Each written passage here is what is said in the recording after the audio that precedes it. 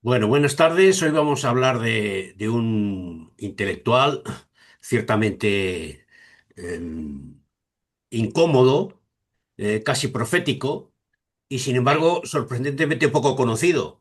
La razón, sin duda, estoy convencido de ello, es que su obra principal nunca se tradujo al inglés. Y hoy lo que no existe en el idioma anglosajón no forma parte de la cultura dominante o incluso en los sectores menos dominantes. Em, de Gunther Frank sabemos, de Günther Anders sabemos muchas cosas a través de, pues, simplemente acudiendo a la versión en Wikipedia de su entrada. Nació en 1902, hijo de intelectuales, psicólogos, filósofo, discípulo de Heidegger, también discípulo de, mm, de Husserl. De hecho, fue Husserl quien le dirigió la tesis, dado que Heidegger no estaba en condiciones de hacerlo. Es interesante también señalar cómo su tesis sobre la categoría de situación en las preposiciones lógicas, primera parte de una investigación sobre el papel de la categoría de situación, que era el título de su tesis, iba en contra de las tesis de Husserl. Y sin embargo, Husserl aceptó dirigirle esta obra, que por cierto no está publicada en su totalidad. Pero bueno, sabemos también que fue primer marido de Hannah Arendt y que era a su vez primo de Walter Benjamin. Aquí le vemos una foto con Dora Benjamin y sus hermanas y sus padres, el padre de ella, de él, ¿eh? Discípulo de Heidegger, ¿eh? Y su relación con Walter Benjamin, pues que tampoco es que haya mucha información al respecto, porque él se encargó de publicar su relación con Hannah Arendt, pero no tanto su relación con su primo. Bueno, sabemos que su obra magna se titula La obsolescencia del ser humano, y ese concepto, la obsolescencia, es la clave para entender nuestro presente. Anders, en su obra, mientras sus contemporáneos celebraban la bomba atómica como un triunfo de la física o lloraban Hiroshima como una catástrofe, Anders hizo algo diferente y eso se refleja en el libro. Preguntó qué tipo de ser humano ha tenido que existir para fabricar y lanzar una bomba así. ¿Y qué tipo de ser humano emerge después de haberlo hecho? ¿Eh? Eso es lo que forma parte de la reflexión profunda que se expresa en este libro, en el que muestra una disonancia radical entre lo que podemos hacer y lo que podemos imaginar, entre nuestro poder técnico y nuestra capacidad emocional o ética. A esto lo llamó Günther Anders la, el desfase prometeico. Fabricamos cosas enormes, rápidas, complejas, un misil, un reactor nuclear, una red neuronal, que nuestra capacidad de sentir, de arrepentirnos o incluso de comprender las consecuencias eh, no es capaz de alcanzar, se queda muy rezagada.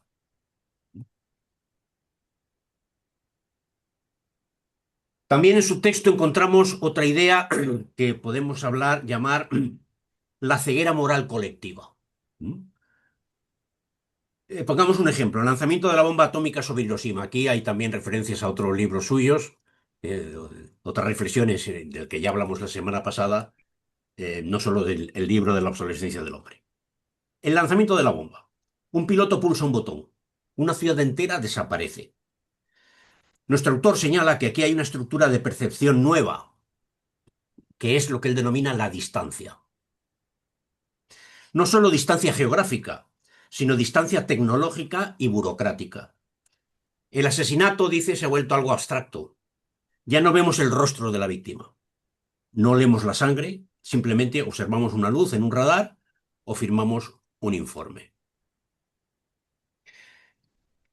Anders observa algo inquietante. Sabemos que podemos destruir el planeta, pero no vivimos en estado de pánico. ¿Por qué?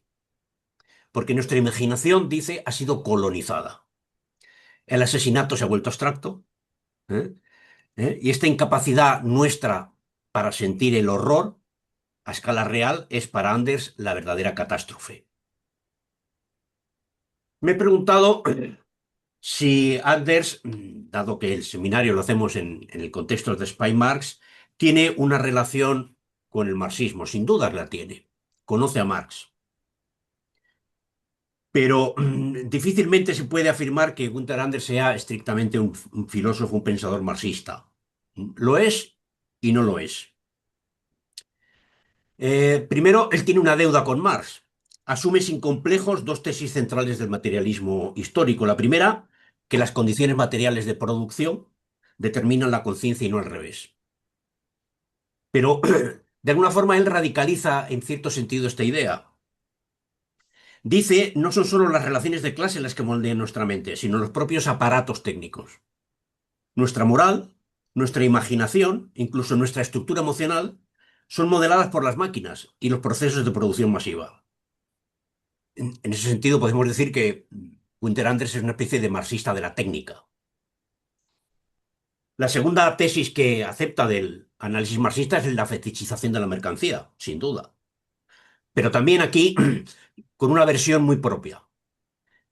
El problema ya no es que veamos a las personas como cosas, como decía Marx, sino que hemos empezado a vernos a nosotros mismos como cosas obsoletas. Nos comparamos con los dispositivos y cuando nos comparamos con los dispositivos salimos perdiendo.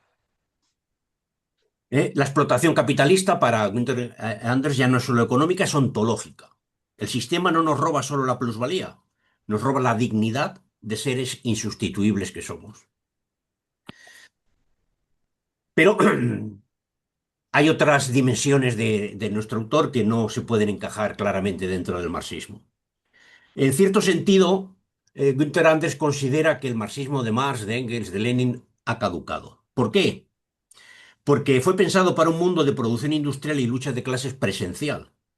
Pero el mundo de la bomba atómica, la televisión y la producción en serie es radicalmente diferente.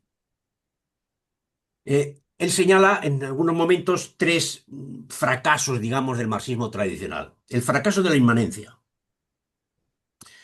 El sujeto revolucionario que Marx esperaba ha sido neutralizado por la televisión y el crédito al consumo.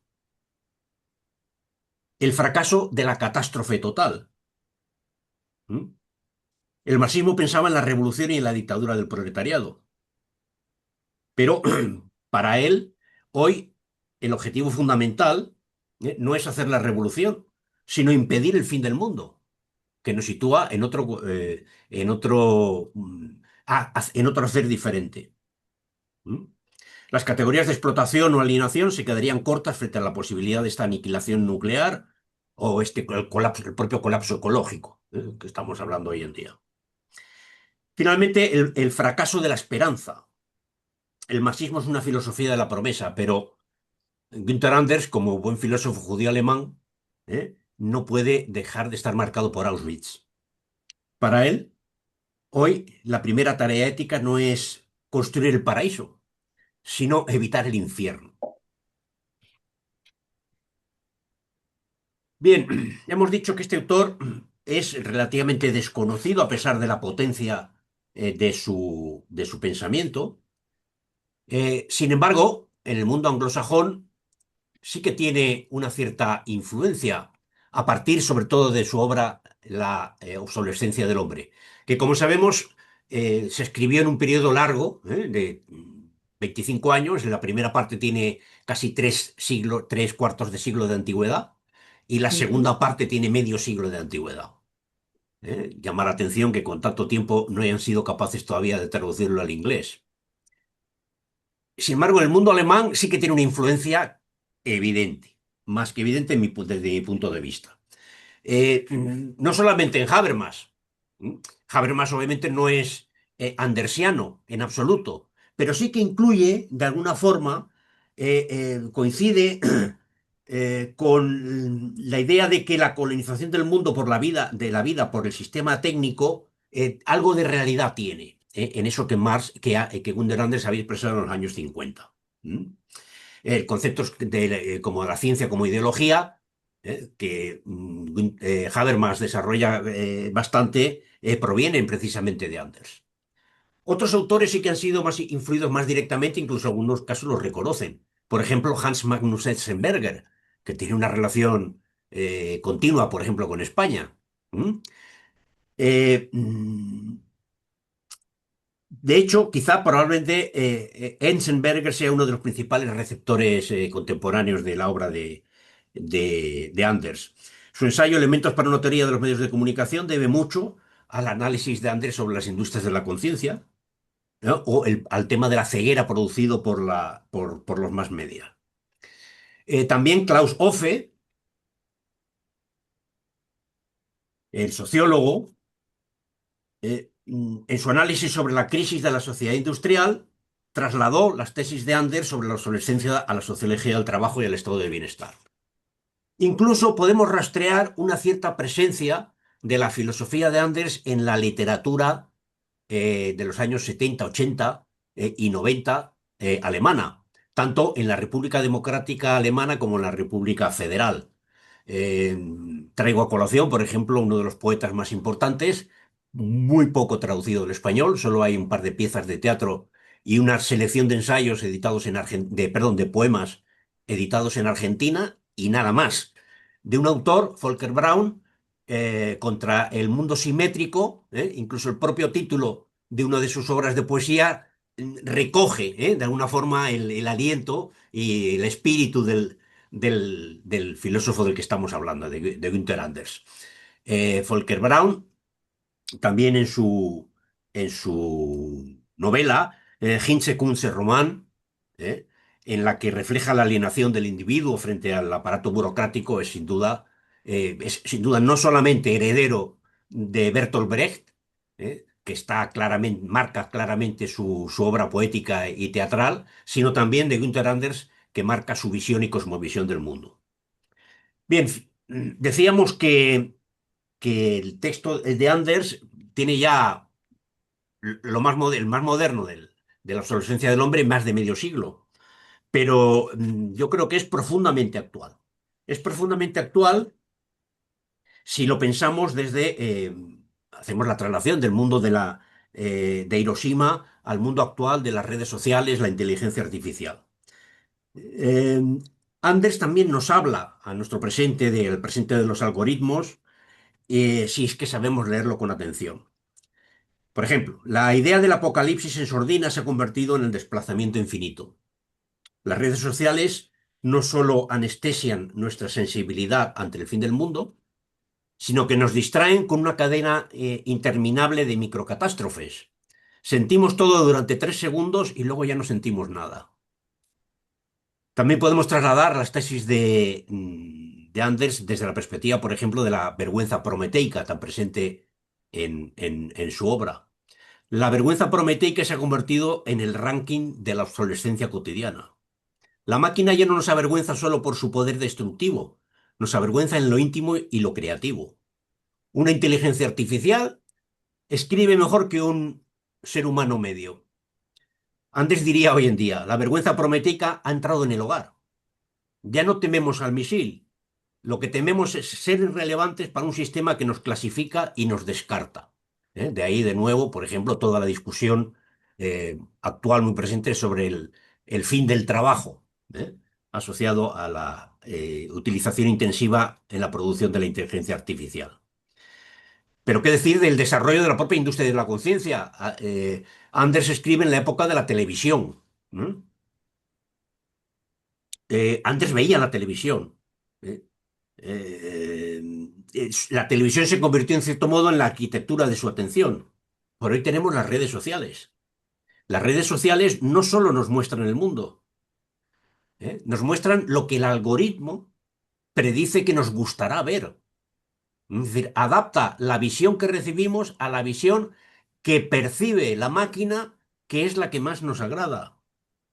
Anders lo diagnosticaría algo así como la colonización del deseo por la lógica del clic. El hombre sin mundo se ha convertido en el avatar sin territorio. Existimos cada vez como avatares en plataformas, Nuestra identidad es un conjunto de datos. Antes se preguntaría, si la bomba atómica hacía posible la aniquilación física, la inteligencia artificial hace posible la aniquilación simbólica. Podemos ser reemplazados, clonados, simulados. ¿Dónde queda entonces la irreemplazabilidad del ser humano? Por tanto, en conclusión, creo que leer la obra magna de Günther Anders es eh, entender la perspectiva y el ofrecimiento de un tercer camino entre la euforia tecnológica, el tecnocratismo sin crítica y el apocalipsis fácil, ¿eh? Que también tiene una cierta presencia en nuestro entorno. ¿Qué es lo que nos propone? La vigilancia melancólica.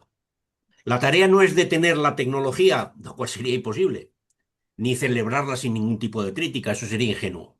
La tarea es recuperar la capacidad de imaginación moral suficiente para igualar nuestro poder técnico. En el diario de Hiroshima, escribió la siguiente frase que me parece relevante. Somos más pequeños que nosotros mismos, más pequeños que nuestros actos, y esta es la única catástrofe que merece ese nombre. Antes nos recuerda que la pregunta fundamental no es ¿qué podemos hacer?, sino ¿qué tipo de humanos eh, queremos ser mientras hacemos todo esto? ¿Mm? Bueno, pues con esa reflexión, espero haber animado todavía más la reflexión sobre este autor. Por cierto, que se me escapó, porque lo tenía en la transparencia, que uno de los autores que, en mi opinión, también eh, debe mucho a Anders, pero lo debe en el mismo sentido que lo debe a la filosofía alemana, nuestro insigne filósofo español, ¿cómo se llamaba? El filósofo más importante del siglo XX, de la primera mitad del XX, Murman. Ortega. Como se decía Ortega y Gasset, Ortega y Gasset compra en Alemania barato lo que vende caro en Francia. Perdón, en España. Bueno, pues Guy Debord hizo exactamente una orteguiana. Compró barato en Alemania lo que vendió caro en Francia con la sociedad del espectáculo, que no es otra cosa que un revoltijo afrancesado de lo que vamos a leer, por lo menos en la primera parte que vamos a leer, de la obsolescencia del hombre fundamentalmente. ¿Mm? Y ahí lo dejo. Y perdona, Joaquín, de la vida de él, por ejemplo, creo que él se exilió en el año 33 si no recuerdo mal. No ¿Cuál? sé si solo o en compañía de Hannah Arendt. Y creo que No, fue, la tesis es del 22. no, no, ya, pero no pregunto eso, pregunto Ah, sobre su vida, no sobre la tesis. Preguntaba si sabías algo de su vida. Creo que se exilió en el año 33 si no recuerdo mal, no sé si solo con Hannah Arendt, y creo que se fue a Estados Unidos. Y en Estados Unidos, ¿cómo se ganó la vida? Creo que fue también profesor, pero también fue un trabajador industrial en Los Ángeles, ¿no? Pero no, no sé mucho de esto. sí, en Estados Unidos, pues yo sé lo que muestra fundamentalmente las informaciones de terceros. Hay una biografía que no he leído, porque solo está en alemán y no he tenido acceso a ella todavía. Pero su experiencia fue mala. Es decir, él no fue capaz de encajar adecuadamente en los círculos, digamos, académicos norteamericanos, a diferencia de otros alemanes que emigraron. Pues, por ejemplo, el famoso economista de la técnica, eh, ¿cómo se llama? ¿Eh? Adolf, No, no, no, el alemán, Adolf. Schumpeter, ¿eh? Que había emigrado y que también compró en Alemania las ideas de otros que luego vendió en inglés. Él no pudo publicar nada en Estados Unidos. Y de hecho se volvió muy frustrado de su experiencia americana y por eso probablemente es por lo que volvió eh, y se relacionó únicamente con marginados norteamericanos, como por ejemplo el piloto famoso que eh, se arrepintió de haber participado en el proceso de la bomba atómica, etcétera. Es decir, tenía una reacción bastante negativa hacia el país que no le acogió académicamente como él pensaba que tenía que haber sido acogido, y que además era el que estaba promoviendo la cultura industrial y tecnológica que consideraba que era la que estaba destruyendo la identidad del ser humano, tanto la bomba atómica como la televisión. Y en cuanto a su apellido, Anders, los otros, ¿desde cuándo empezó a utilizarlo? Su ¿Él apellido explicó es por qué lo Stein. utilizaba? Su apellido era Stein.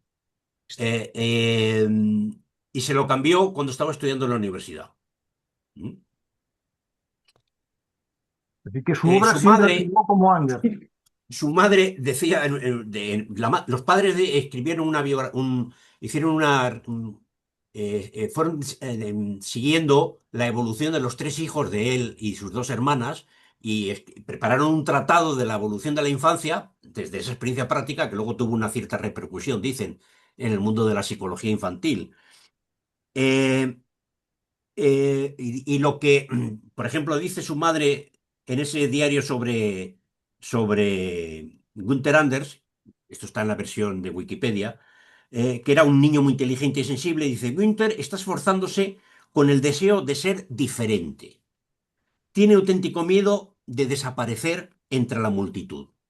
Ujú. Cuando elige su nombre para evitar la reacción que empieza a haber ya en los años 20 contra los judíos en la academia, se busca un nombre germano no judaico, elige Anders, que quiere decir diferente, contrario, otro.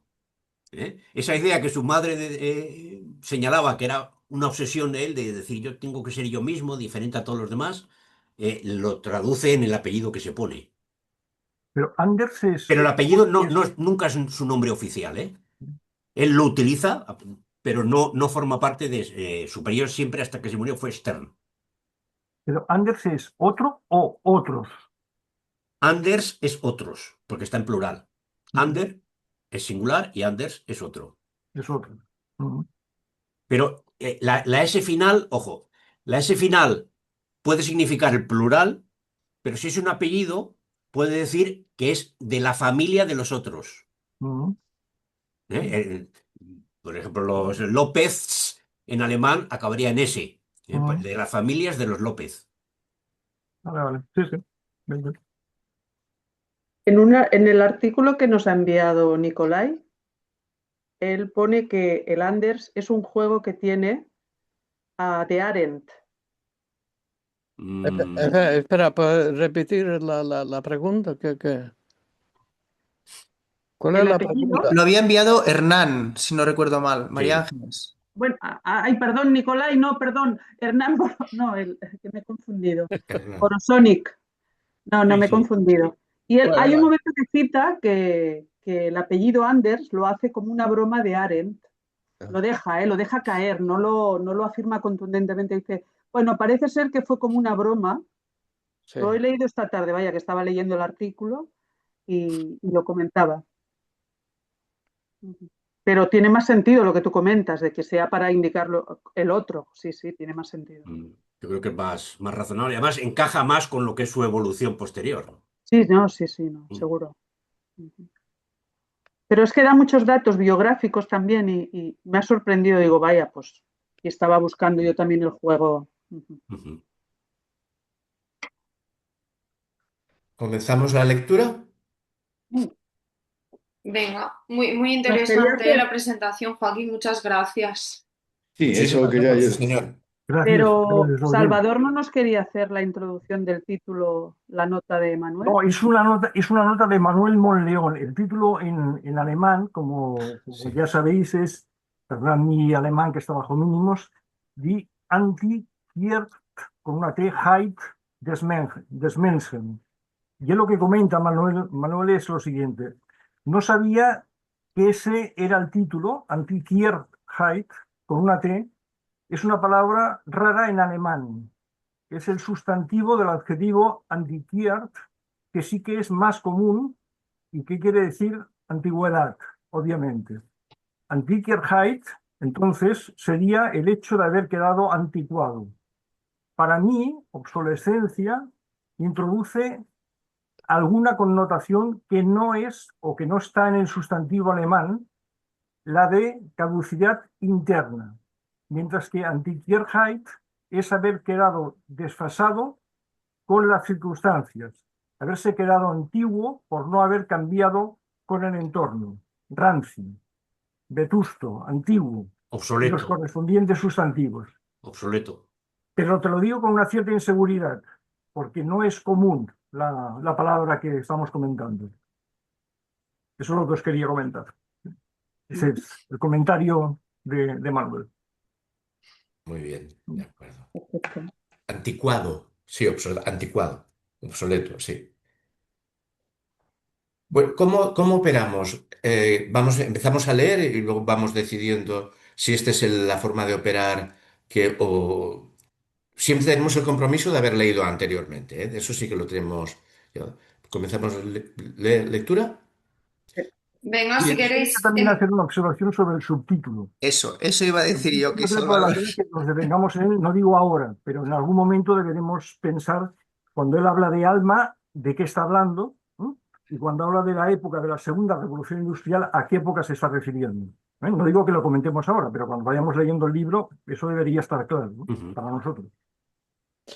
Pienso que el tema de la utilización de la inteligencia artificial y la posición que Anders toma hay que discutirla. Ese es el tema más importante sobre ese tema, sobre esa discusión. Es decir, él tiene algunos planteos sobre la inteligencia artificial y parte de cierto presupuesto que eh, el dominio de la tecnología y de la ciencia actual sea absoluto. Y eso hay que discutirlo. O sea, hay que ver si es exactamente así o si hay otra forma de actuar. Porque él no propone soluciones, no sabe soluciones, pero tampoco ¿cómo decir? Hay que esperar que lo que pasa, porque hay que hacer algo, evidentemente. Pero él, en su planteo, eso es lo que he leído en la presentación, en su planteo, él pasa por delante de la conciencia. Él no, se ve que él prede- eh, presenta la inteligencia artificial como el que puede dominar la persona. Y ese es falso, eso no es posible, no puede dominar. Sí, puede crear esclavo mental, eso es lo que están entendiendo hacer. Pero no es cierto que consiguen hacer toda la humanidad como esclavo mental. Además, ese pensamiento es occidental, es muy seleccionado en el área del occidente. Porque si miramos el mundo, esa idea ya no tiene no tiene ciudadanía, no pertenecen al resto del mundo, o sea, al Asia, al África. Y ese es el mundo occidental que cree que la inteligencia artificial va a controlar todo. Y no es así, no puede ser así. Si quieren controlar todo, entonces la élite mundial quiere hacer eso, pero no es cierto que ellos consiguen, porque hay pruebas de que la masa últimamente, cuando la situación de Gaza, sí, sin información, sin conexión, sin nada, todo el mundo se unificó en una misma idea: stop el genocidio por una dimensión humana de la vida. Somos seres humanos y no salimos no tenemos que actuar según la barbarie, lo que está pasando. Y lo que pasa es que hubo una comunicación que llegó en todo el mundo. Eso es lo interesante. esa comunicación, ¿cómo se actuó? ¿Se actuó por medio de computers, de teléfono o no? O sea, hubo una comunicación de la conciencia mundial que algo tenía que hacer, y es intervenir. Es decir, hay un rol de la conciencia en la gente que está sacado de los pensamientos. La conciencia tiene fuerza y hay que examinarla, hay que ver cómo funciona la cosa. Bueno, él se refiere al ser humano cuando habla de la bomba atómica, decir que el ser humano acepta esto. No, el ser humano no acepta eso. Pero hay estructuras de poder que quieren la eliminación de una parte de la humanidad. Y eso no es nuevo. Ya en el 1700 ya habían empezado a tomar medidas para eliminar lo que demasiado de la humanidad, eliminar una parte de la humanidad porque no necesita ese es su pero ese es el pensamiento de la élite de poder capitalista, imperialista, o lo que queremos, pero no es la humanidad. Es Bueno, cierto vamos a ver que lo que la humanidad dice el autor en el libro. Bueno, Exacto, vamos a leer, sí, sí. Ujú. bueno, vale. Pero está bien que lo hayas apuntado, Nicolai, porque yo creo que hay bastantes cosas a discutir. Que Ok, no es malo, que no es malo. yeah, ok. ¿Quién Yo en todo comienza la caso quería lectura? volver al título del libro, para entenderlo bien. Cuando hablamos de la obsolescencia del hombre, que seguramente ahora lo traduciría por la obsolescencia del ser humano, obsolescencia ahí, ¿qué significa? Antigüedad, es decir, que está anticuado, Mm. que no es adecuado para el mundo que tiene delante suyo, que es inoperante, que está viejo, ¿qué es aquí? Pues es que eso es lo que explica precisamente en la primera parte del libro. Bueno, bien, bien, ¿de acuerdo? Pues venga, adelante. Bien, pues bueno, yo había propuesto, como llevaba la lectura de Lukács, empezar yo hoy la lectura y a partir de hoy hacerlo el rotativo. ¿Os parece? Al final de la sesión ya decidiremos. Empezamos por la dedicatoria. Sí, sí, sí. Y ya sabéis, cada vez que llega un punto, quien quiera intervenir, me vais interrumpiendo y vamos haciendo. Bien, pues comenzamos con la dedicatoria, que dice: hace exactamente medio siglo, en 1906, mi padre, William Stern, por entonces 20 años más joven y de una generación más optimista que su hijo hoy, publicó el primer volumen de su obra Person und Sache, Persona y Cosa. Solo penosamente se dejó arrebatar su esperanza de poder rehabilitar a la persona a través de la lucha contra una psicología impersonal. Su bondad natural y el optimismo de la época a la que pertenecía le impidieron durante muchos años entender que lo que convierte a la persona en cosa no es su manipulación científica, sino la manipulación fáctica del hombre por el hombre. El hecho de que, de la noche a la mañana, se viera desacreditado y desamparado por los detractores del hombre, no le ahorró el inevitable disgusto de la mejor comprensión del mundo peor. Estas tristes páginas sobre la devastación del hombre han sido escritas en recuerdo de quien inculcó de manera inextirpable el concepto de la dignidad humana en su hijo. Entonces, ahora tenemos el prólogo de la quinta edición. ¿Lo leemos? ¿Vamos con él? Disculpad, que cierro la ventana que está entrando mucho ruido. Vale. Este volumen que acabé hace...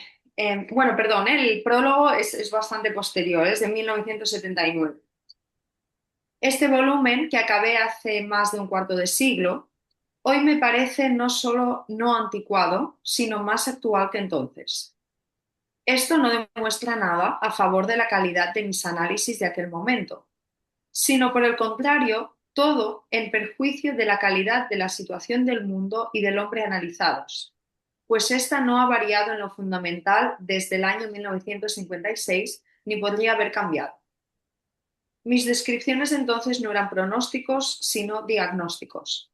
Las tres tesis principales: que no estamos a la altura de la perfección de nuestros productos, que producimos más de lo que podemos imaginar y tolerar, y que creemos que lo que podemos también nos está permitido. No, lo debemos. No, tenemos que hacerlo. Estas tres tesis fundamentales son, por desgracia, más actuales y explosivas que entonces ante los peligros de nuestro mundo, que se han hecho más evidentes en el último cuarto de siglo. Subrayo, pues, que hace 25 años yo no disponía en absoluto de facultades proféticas, que por entonces el 99% de la población mundial era incapaz de prever. No, que había sido metódicamente hecha incapaz de ver, cosa que, por entonces, ya había indicado mediante la introducción de la expresión ceguera del Apocalipsis. Mis Bueno, artículos no es sobre... el momento seguramente, ¿no? Pero estas tres tesis importantes en algún momento deberíamos comentarlos, ¿no? No digo ahora, ¿no? Pero habrá que comentarlos. Mis artículos sobre la situación atómica, bueno, no leeré los títulos porque no los sé pronunciar, ¿vale?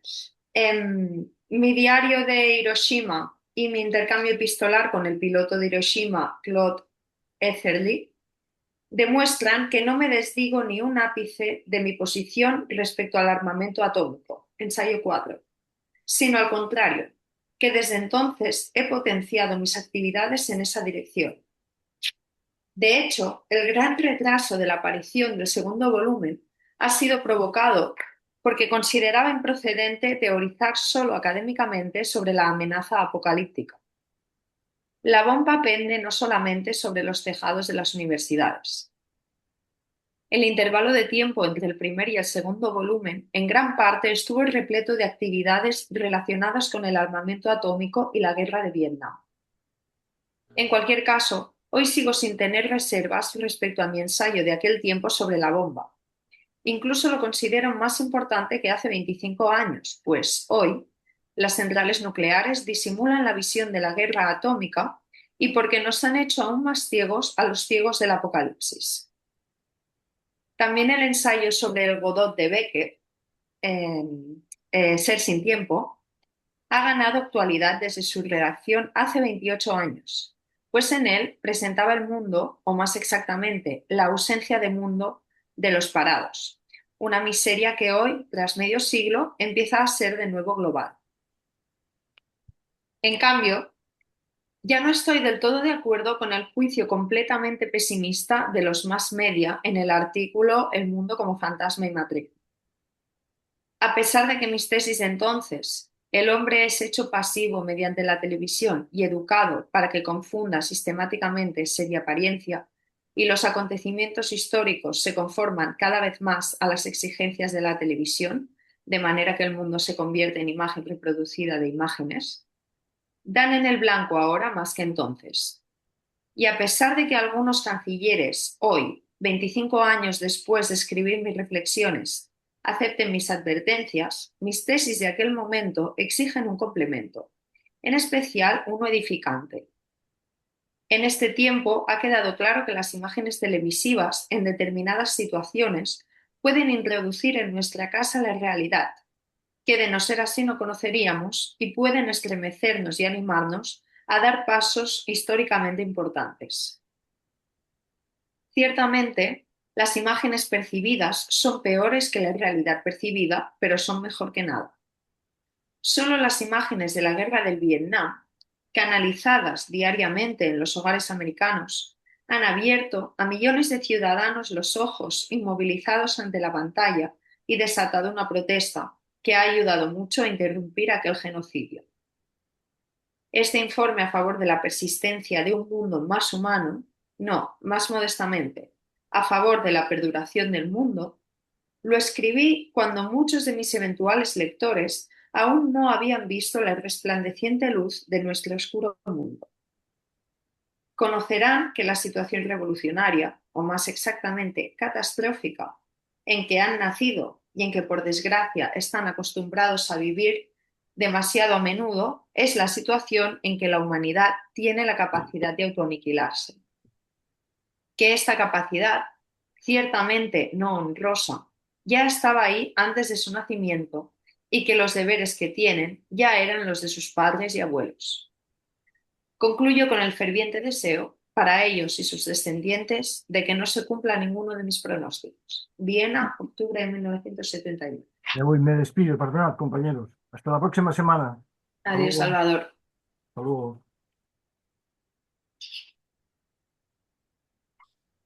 Bien, pues si no hay intervenciones, vamos con la introducción que comienza con el siguiente fragmento un fragmento de una nota periodística. Yo sí mencionaría algo, que no sé si está relacionada con el contenido del libro porque he avanzado muy poco, he leído la introducción. Pero tengo la sensación, leyendo, que en Anders se podría criticar su uso o su concepción de lo que es la técnica y de que el problema de esto que él llama aparato, ¿no? O del sistema aparato, es un problema relacionado con los instrumentos técnicos. Que quizás aquí, en este prólogo a la quinta edición, se pudiera relacionar con lo que él concibe, que es también un problema, que es la imagen a través del medio técnico de la televisión. Entonces, él hace una pequeña autocrítica, ¿no? Diciendo que su visión completamente pesimista del medio técnico de los mass media, luego se podría maquillar o se podría complementar o modificar, ¿no? Y dice, ciertamente las imágenes percibidas son peores que la realidad percibida, pero son mejor que nada. Y tengo la sensación, y ya lo veremos, y quizás me equivoco, de que el problema no son ni de la televisión como tal, ni de las imágenes televisivas como tal, ni de los instrumentos técnicos como tal, sino del mundo técnico que está detrás y que tiene que ver con el ethos, podríamos decir, con el modo de vivir al que estamos lanzados a participar. Solo lo menciono porque lo había pensado y creo que pudiera tener en fin, no sé.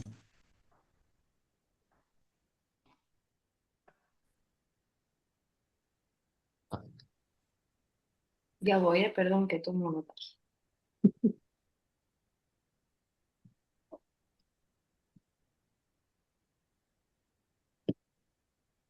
Bien, pues dice la nota periodística que coloca Anders en la introducción.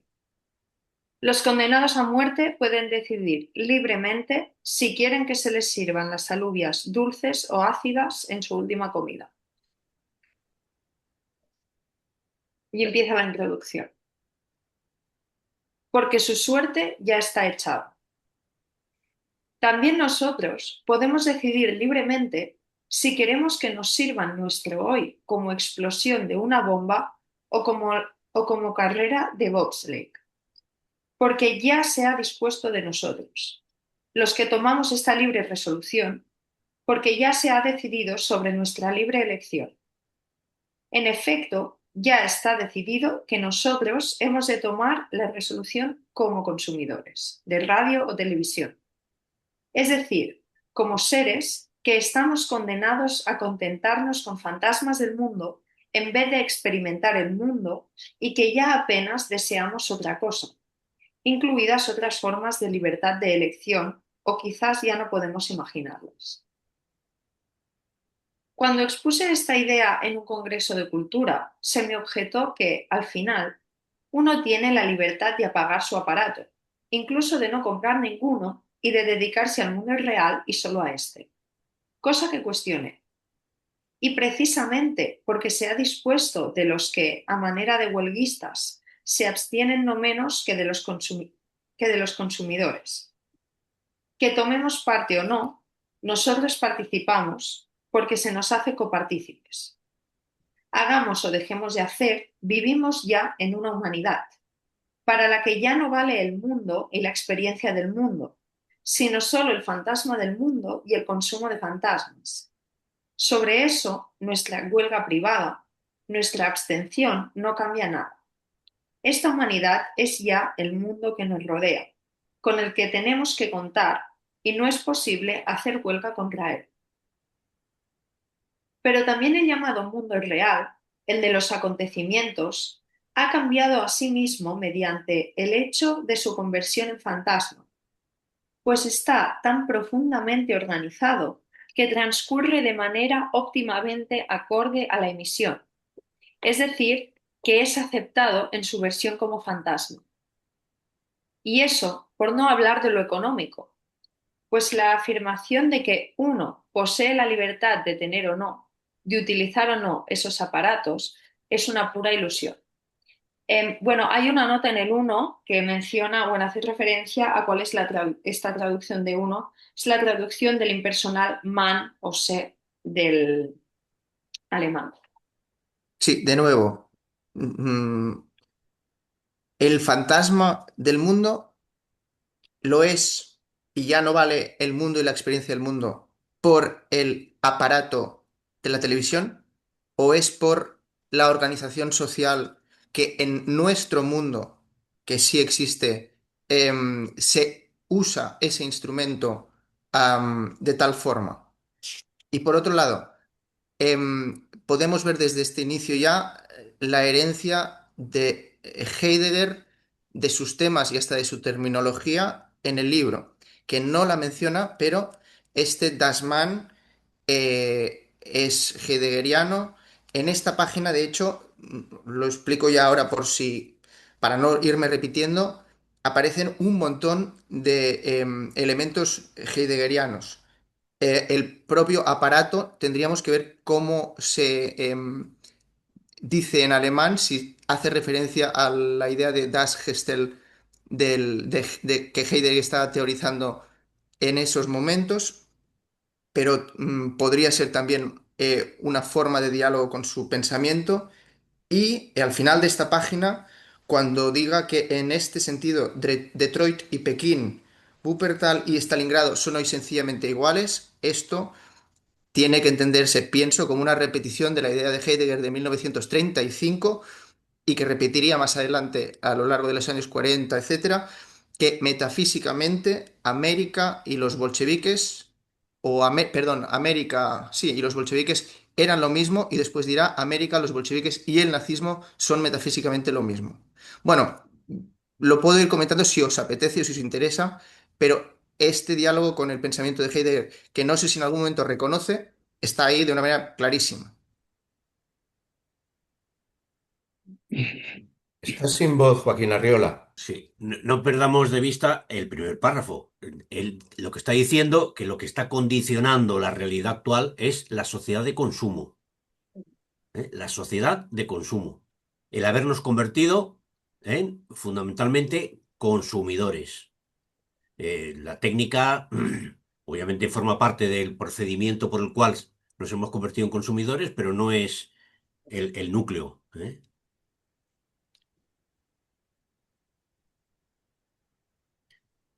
Tomamos decisiones como consumidores de lo que sea, ¿eh?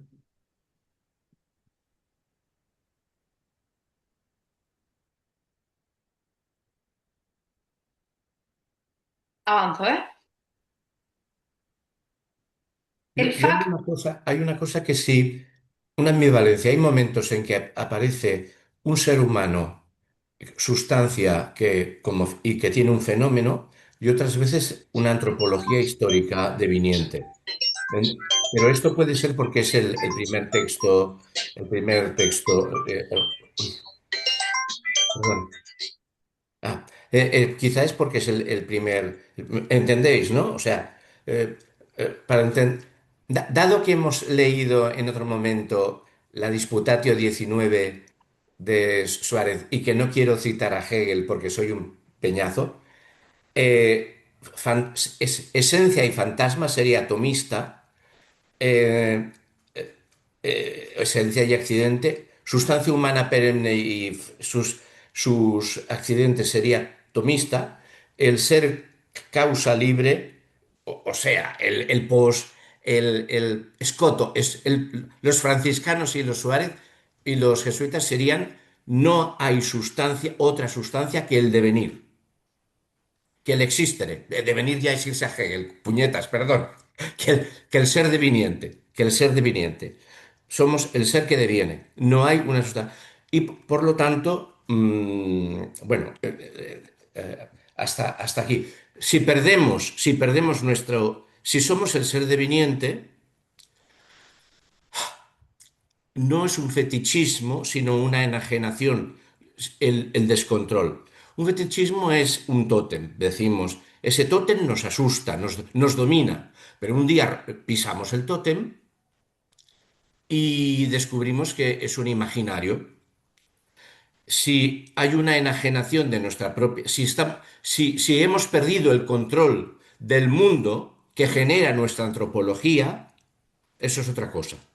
Eso es otra cosa. No sé si me... Bueno, lo podremos ir viendo. Disculpad, esto quizá hasta yo estoy generando posibles lecturas a partir de las 25 primeras páginas que he leído, que solo he leído la introducción. Me debía haber callado, disculpa. Sí que creo que existe la palabra Gestel por ahí, pero yo no sé alemán. Esto sí que es un término heideggeriano, ¿no? Aparatos. Aparatos, bueno.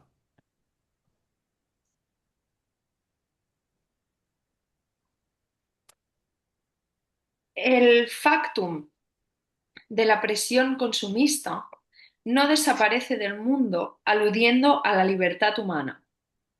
Y el hecho de que precisamente en el país en que la libertad del individuo se escribe en letras mayúsculas, algunas mercancías se llamen musts, o sea, mercancías obligatorias, no hace referencia precisamente a esa libertad. Esa expresión musts está plenamente justificada, pues la falta de uno solo de esos aparatos más hace que se desmorone todo el aparato de la vida, que está asegurado y consolidado a través de los demás aparatos y productos. Quien se toma la libertad de renunciar a uno, renuncia a todos y con ello a su vida. ¿Podría uno hacerlo? ¿Quién es ese uno? Lo que vale para estos aparatos vale mutatis mutandis para todos. Y no cabe aducir que aún representen medios, pues forma parte de la esencia del medio ser algo secundario, o sea, venir a continuación de la libre fijación de su finalidad, ex post, estar constituidos para la mediación de esa meta. La finalidad. No son medios, sino resoluciones previas, decisiones que ya se han tomado sobre nosotros antes de que nos pongamos en marcha. Y en sentido estricto, no son resoluciones previas, sino la resolución previa.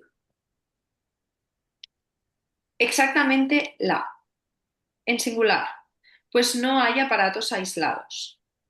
El todo es lo verdadero.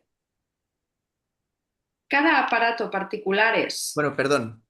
Esta frase, el todo es lo verdadero, que hasta José Mourinho sabe que es hegeliana, porque lo dijo en una rueda de prensa en televisión.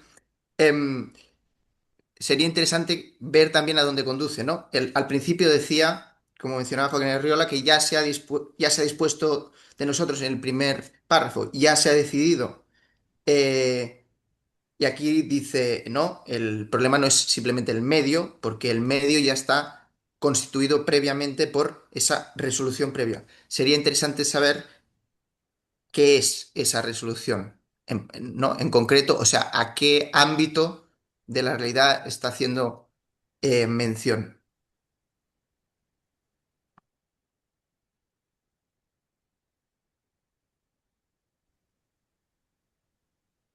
Exactamente la. En singular, pues no hay aparatos aislados, el todo es lo verdadero. Cada aparato particular es, a su vez, solo una pieza del aparato, solo un tornillo, solo un fragmento en el sistema de los aparatos, un trozo que, en parte, satisface las necesidades de otros aparatos y, en parte, con su propia existencia, impone a su vez necesidades a otros aparatos. Afirmar de este sistema de aparatos, de A ese mí macro... esto me parecería que es Gestell, ¿no? El concepto. Bueno, disculpa, además no hemos llegado al primer punto y seguido, disculpad. No, no pasa. ¿Alguno de nosotros maneja o tiene la edición en alemán? Bueno, porque a lo mejor si Buscaremos. la encontrásemos, exacto, ¿vale? Si la encontramos para próximas sesiones podemos resolver Vale. estas cuestiones. Am,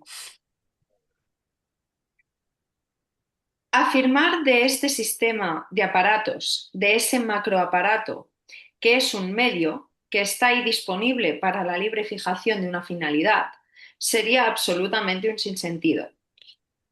El sistema aparato es nuestro mundo y mundo es algo más que medio. Categorialmente es otra cosa. Hoy, Mundo era mundum, todo ordenado. Mundum, cosmos, mundum, la por clasicidad, ¿no? Cosmos es traducido mundus, y son todos ordenados, quiere decir todo ordenado. Un todo ordenado, que más bien era referido a la comunidad humana que al cosmos como cosmos, a pesar de que nosotros pensamos, cuando se habla de cosmos, rápidamente en las estrellas, ¿eh?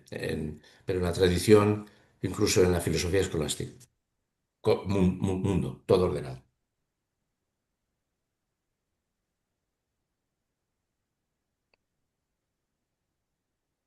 hoy, nada hay más precario, nada que convierta a un hombre tan inmediatamente inaceptable como la sospecha de que es un crítico de las máquinas. Y en nuestro globo no hay ningún sitio en que el peligro de padecer esa sospecha sea menor que en cualquier otro. En este sentido, Detroit y Pekín, Wuppertal y Stalingrado son hoy sencillamente iguales. Como iguales son también, en este aspecto, todos los grupos, pues en cualquier clase, en cualquier sociedad de intereses, en cualquier sistema social, en el círculo de cualquier filosofía política, cuando uno se arroga la libertad de alegar un argumento sobre los degradantes efectos de este o aquel aparato, se gana automáticamente la reputación del ridículo saboteador de las máquinas y automáticamente se condena a una muerte intelectual, social o publicitaria. No es, pues, sorprendente que el miedo a este descrédito automático paralice la lengua de la mayoría de críticos y que una crítica de la técnica se haya convertido hoy en una cuestión de coraje civil. A fin de cuentas, piensa el crítico, no me puedo permitir que cualquiera me diga, desde la insípida señora Müller hasta la machine computing, que soy el único en caer engullido en las ruedas de la historia universal, el único obsoleto y hasta donde alcanza la vista, el único reaccionario. Y así mantiene la boca cerrada. Bueno, yo aquí sí que bueno, no sé, o sea, voy a citar a un autor que no ha leído a Anders, por supuesto. Es el cuaderno 22, Americanismo y Fordismo, de Antonio Gramsci. Cuando él ve que el Taylor-Fordismo está por todas partes, es- en Moscú también, pero bueno, el cuaderno 22 habla solamente de americanismo y Fordismo, el Taylor-Fordismo, y considera que produce una antropología.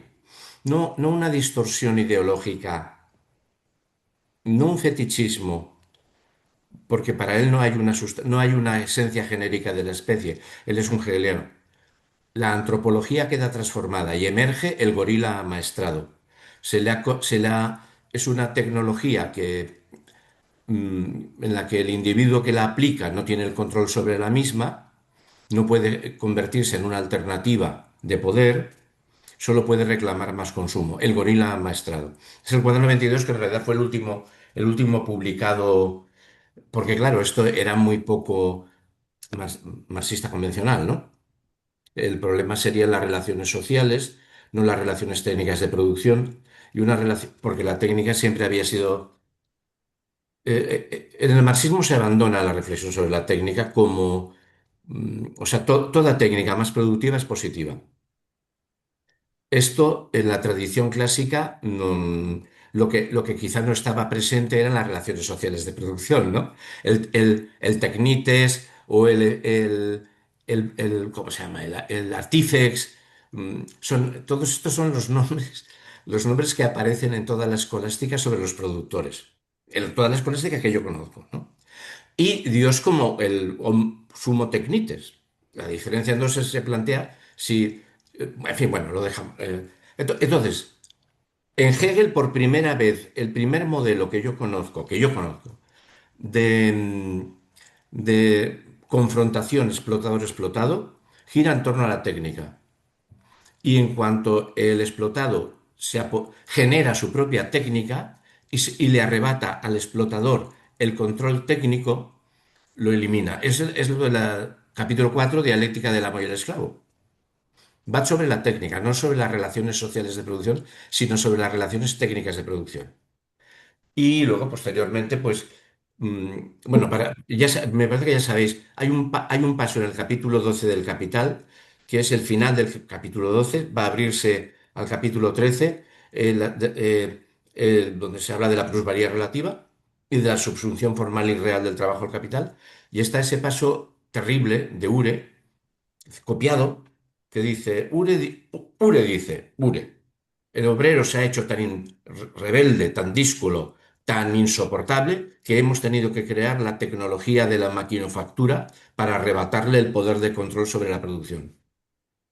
Y lo que dice Marx no considera este paso, él no considera la antropología posible de esto, de arrebatarle a un trabajador la técnica, la tecnología artesana, sino la sobreabundancia productiva que produce la subsunción real del trabajo al capital, plusvalor mayor y muchas más mercancías. Pero no dice nada de ese paso. Está al final, me parece, si el capítulo 13 es el de la plusvalía relativa, es el 12. Si el capítulo de la plusvalía relativa es el 12, es el final del 11. O el final del 11 o el final del 12. Es ese paso, porque además queda cortado ahí y entra en... Este es otro de los temas que, bueno, a mí por lo tanto el planteamiento del libro me parece muy... O sea, los temas que toca el libro me parecen muy valiosos. ¿Mm? Vamos a ver por dónde a lo mejor es un disenso entre el libro y yo, pero me parece uno, el de la tecnología, otro, el de la ontoantropología. Porque más de verdad se cree lo de la esencia genérica de la especie, que eso es Feuerbach, que sería volver a una sustancia humana perennis, cuando, pues bueno, Hegel no lo mantendría, un Gramsci no lo mantendría, porque más bien es hegeliano que marxista, pero digamos, la escolástica que me interesa a mí, los franciscanos y la segunda escolástica jesuita, que mantienen que el ser humano es causa libre, o sea, genera su propia ontología antropológica, tampoco lo mantienen. Y estos serían los grandes temas que a mí me parecen, bueno, todo lo que se abre aquí, todo lo que se abre aquí. A lo mejor bueno, dicho está, para que se diga, pues no, pues sí, pues no estoy de acuerdo, pues ya se verá, pues ya se verá, pues ya se verá, no sé. Ya tengo la edición en alemán aquí delante, por si hay alguna palabra que queréis. Muy bien. Genial, Joaquín. Eso sabiendo alemán, como tú sabes, Joaquín Arriola, es una filfa. Yo estaba haciendo eso con la fenomenología del espíritu, cogiendo el texto alemán para ver lo que había sin tener una y pajolera idea del alemán, lo cual era, eso, eso sí que era duro. ¿Qué había salido? ¿Qué queríamos ver? ¿De por qué traducía? ¿no? Lo Aparatos, dejamos pasar. sistema de aparatos. Ah, ¿dónde estaba Sí. eso? De aparatos. Grato, sí. Ya. Si era Hearst, decías, ¿no? No creo que lo sea. Einzelne Gerät, Greta, System de Geräte, sistema de aparatos. Sistema de aparatos. Ujú. Bien, pues Voy a bajar la persiana. Seguid. Voy a bajar la digo, persiana de la luz porque me estoy cociendo. por supuesto, para no ser considerado reaccionario. En el citado congreso le ocurrió a quien escribe, le ocurrió a quien esto escribe lo siguiente. En conexión con lo que él denomina analfabetismo posliterario, describió el actual diluvio global de imágenes, que por todas partes y con todos los medios de la técnica de reproducción, con hojas ilustradas, films, emisiones televisivas, se invita al hombre actual a quedarse con la boca abierta ante imágenes del mundo, o sea, a la participación aparente en todo el mundo, es decir, en lo que debe de ser para él global. Y además, que se le invita más generosamente cuando menos se le ofrece la comprensión de los contextos del mundo, cuando menos se le admite en las decisiones importantes sobre el mundo, que, como se dice en un cuento molúsico, se le embotan los ojos, o sea, cuando menos tiene que decir, más se le da a ver, que la, que la economanía en la que se le ha educado mediante esa inundación sistemática de imágenes, pone de manifiesto ya hoy todos esos tristes rasgos que acostumbramos unir al voyerismo, considerados en suscripto, que las imágenes, sobre todo cuando sofocan el mundo con su proliferación, a menudo conllevan el peligro de convertirse en aparatos de entontecimiento, porque, en cuanto a imágenes y a diferencia de los textos, en el fondo no dejan ver ningún contexto, sino siempre únicamente trozos de mundo desgajados, o sea, que, mostrando al mundo, lo velan. Esto, Bien. aquí hay un punto y seguido, sí que me parecería muy heideggeriano. O sea, el mundo en el que estamos, somos como el pez dentro del agua, no vemos el agua, ¿no? Y hay una velación del mundo, en lugar de una desvelación a través de los medios de comunicación. Bueno, o Lo que sea, pasa, sí, sí, estoy de acuerdo, ¿eh? Lo que pasa es que en relación con lo que dice Heidegger, aunque tampoco nos interesa lo que dice Heidegger, ¿no? Pero aquí a mí de nuevo me faltaría em, definir la palabra mundo. O sea, ¿a qué hace referencia? Porque, claro, dice que en cuanto a imágenes, a diferencia de los textos, o sea, ya hay aquí otra diferencia sustancial entre lo que podemos captar con una imagen y con un texto, como si en el texto, como en el caso de Anders, no estuviera plagado de imágenes, porque la escritura de Gunther Anders está plagada de imágenes, más perdón. que de definición filosófica. Em, pues faltaría ver a qué se refiere. Si este velar el mundo al mismo tiempo que se muestra solo hace referencia a lo óntico o a lo técnico o no sé a qué. Para Heidegger eso tiene que ver con la ontología, podríamos decir, con nuestra relación esencial con las cosas y con nosotros mismos como seres humanos. Entonces, además, podríamos discutir si no es que siempre cuando mostramos el mundo, al mismo tiempo lo velamos. Porque parece que aquí ese mostrar el mundo velándolo solo se realiza por el sometimiento a las imágenes. ¿Es que el texto, al mismo tiempo que muestra el mundo, no lo vela también? Quizás el problema es cómo lo vela, o en fin, no sé si me explico. Quiero decir, son partes del texto que yo me había subrayado porque me abren discusión. Pero la sumisión a las máquinas tiene que ver con el hecho que se utilizan símbolos en la información y no la esencia del hecho. Es decir, una máquina, un computer, utiliza símbolos. El símbolo es decir que hay algo en el ser humano que quiere comunicar un sentimiento, algo así, y eso utiliza instrumentos materiales que son la palabra o movimientos, etc. Pero esas son expresiones de algo que está por adentro. Y eso es ¿cómo digo? Hay que entenderlo.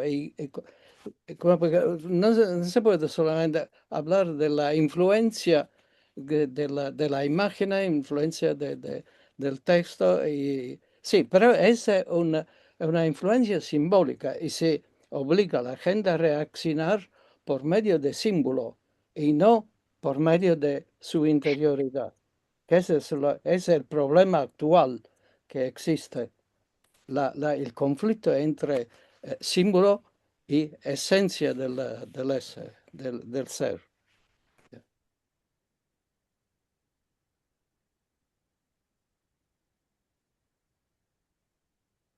Seguimos leyendo. Sí. Después de que el autor explicara esta asociación de ideas, esto es, como pura descripción, sin ninguna propuesta terapéutica, ocurrió que fue tildado de reaccionario y romántico precisamente por un representante del Just Milieu. Esta calificación lo dejó perplejo por un momento, pues ser sospechoso del reaccionario no es para él una situación precisamente familiar. Pero solo fue un momento, pues quien lo había apostrofado así dejó claro en la discusión inmediata lo que quería decir. Quien saca a la luz tales fenómenos y efectos, explicó, critica. Quien critica perturba tanto la marcha evolutiva de la industria como el consumo del producto. Al menos tiene la intención naif de provocar ese trastorno. Ahora bien, como la marcha de la industria, así como el consumo, han de seguir adelante cueste lo que cueste, ¿o no es así? La crítica es eo ipso sabotaje del progreso y, por tanto, reaccionaria. No podía quejarme, pues esta explicación había dejado algo de claridad. Me pareció particularmente instructiva, porque demostraba la robusta resurrección del concepto de progreso, que inmediatamente tras la catástrofe de 1945 parecía estar agotado, y porque mostraba que este concepto, que anteriores épocas restauracionistas no podían ver ni pintado, ahora se había convertido en el argumento de la próspera restauración. En cuanto al epíteto romántico, el que lo había utilizado se apaciguó, pues no cedí ante la respuesta de que mi romanticismo consistía en que yo insistía, por lo visto de manera intransigente, en un concepto humano del hombre. La conexión ingenuamente aducida de intransigente y humano, la tácita suposición de que el hombre pudiera determinarse de otra manera de que no fuera humana, y finalmente el hecho de que esta respuesta no desconcertara a ningún participante de la discusión, dio al incidente un tono espantoso para mi sensibilidad. Claro que ya me ha ocurrido algo parecido en otras partes, pero me parece que la equiparación de crítico y reaccionario goza de mayor popularidad en Alemania que en otros países. Y eso porque allí los principios de aquel régimen, que abolió la crítica mediante la liquidación de los críticos, aún existen en parte rudimentariamente y en parte vuelven a estar ahí de manera germinal. En todo caso, no han muerto. Es sabido que la identificación de crítica y reacción, la denigración del crítico como saboteador reaccionario, formó parte de la táctica ideológica del nacionalsocialismo. La popular expresión criticón resplandeció de hecho en ambas partes. Mediante la identificación, el movimiento se veneraba a sí mismo como movimiento de progreso, pues al caracterizar la crítica como eo ipso reaccionaria, resultaba necesariamente que su objeto, o sea, el mismo régimen, tenía que ser progresista. Y hay una nota que dice: dado que el movimiento se presentaba como futuro milenario, por tanto, en términos humanos, como futuro eterno, podía calificar al crítico incluso como algo aún peor, en cierto modo como un saboteador de la eternidad, y de esa manera como un sacrílego sujeto infrahumano. Y hasta ahí no había llegado quien me había interpelado. Pero no exageremos el coraje civil, hoy necesario para una crítica de la técnica. No puede tratarse de que seamos nosotros quienes volvamos a empezar el problema del radicalismo antimáquinas. Bueno, hay una nota del traductor sobre este término, traducido por radicalismo antimáquinas, que dice que se refiere a la reacción de los trabajadores que al principio de la industrialización destruían las máquinas por miedo a quedarse sin trabajo. El ludismo lo llamamos los luditas, ¿no? El debate ya hace tiempo que está en marcha. De hecho, ¿qué es, por ejemplo, la discusión que dura ya un decenio a favor o en contra de la supresión de la bomba atómica, sino un debate sobre la eventual destrucción de un aparato? Solo se eluden las asociaciones directas y los vocablos, que podrían dejar demasiado claro aquello sobre lo que se habla. Todos sentimos vergüenza, unos ante otros, de vernos expuestos a la sospecha del radicalismo antimáquinas. El científico ante el lego ante el científico, el ingeniero ante el político ante el ingeniero, el de izquierdas ante el de derechas ante el de izquierdas, el occidental ante el oriental ante el occidental. Verdaderamente no hay ningún tabú que suscite una coincidencia tan global como el de la airada protesta antimáquinas, una coincidencia digna de mejor causa. Ahora bien, cuando digo que el debate ya hace tiempo que está en marcha, no me refiero, por ejemplo, a que pueda asociarse de forma encubierta a los argumentos de la lucha clásica, digamos de la época textil, pues esta vez, y en esto consiste la diferencia fundamental entre el problema del radicalismo antimáquinas de nuestra actual revolución industrial y el de antes, no se trata en absoluto de un debate entre representantes de dos estadios de producción diferentes. Hoy, quien se ve amenazado por las máquinas no es el artesano. Este, en el sentido clásico, ya no existe. Y la idea de un trabajador doméstico que se rebele porque quiera seguir fabricando en casa sus aparatos de televisión o su bomba de hidrógeno resulta difícilmente comprensible. Y tampoco el trabajador de la fábrica, cuya alienación ya se ve desde hace un siglo. El amenazado es cualquiera, porque todos somos efectivos consumidores, usuarios y víctimas virtuales de las máquinas y de los productos de las máquinas. Digo de los productos porque hoy el punto esencial no es quién produce, tampoco la manera de producir, ni siquiera cuánto se produce, sino lo que se produce. Y ahí está la segunda diferencia fundamental entre el peligro de antaño y el actual. Mientras antes no se criticaban los productos en cuanto tales, o en todo caso, ciertamente no en primer lugar, y la lucha era casi exclusivamente por la imposibilidad de competir con la producción mecánica, que arruinaba el pequeño negocio o el negocio familiar, hoy el debate se centra en el producto mismo, por ejemplo, la bomba, o también el hombre actual, que es igualmente un producto, pues experimenta su creación, al menos su impronta, que lo altera totalmente, como consumidor de imágenes del mundo y opinión industrialmente producidas. Bueno, de nuevo, a mí esto me resulta muy problemático. Este último párrafo, por ejemplo, cuando dice que el punto esencial no es quién produce, ni cómo produce, ni cuánto se produce, sino lo que se produce. Que en primer lugar, la cuestión sea la del producto y que equipare el producto ya mencionado, el de la televisión, con el ser humano como producto derivado de su experimentación como consumidor de imágenes de mundo y opinión industrialmente producidas. Que esto es una realidad, que esto es un problema, es claro, pero bueno, quizás como decía Nicolai, no se puede reducir el ser humano a esto. Porque convertirlo en un producto implica que no podamos salir de aquí, digo yo.